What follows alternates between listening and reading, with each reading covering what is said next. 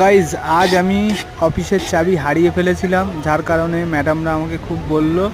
তো আমি দেখলাম পাশেই চাবি বানায়, সেই কাকুর কাছে এলাম চাবি বানাতে। কাকু চাবি বানাচ্ছে, তোমরা দেখতে পাচ্ছ।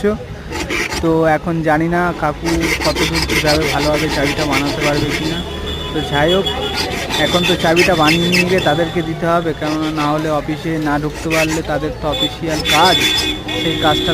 চাবিটা বেশ প্রায় হয়ে এলো, তো কাকু করছে, এখনও পুরোপুরিভাবে হয়নি, হচ্ছে। এখন দেখি চাবিটা হয়ে গেলে আমি তো খুবই রক্ষা পাবো, কেননা অফিসে এখনও কেউ ঢুকতে পারেনি, অফিসের চাবিটা হারিয়ে গেছে।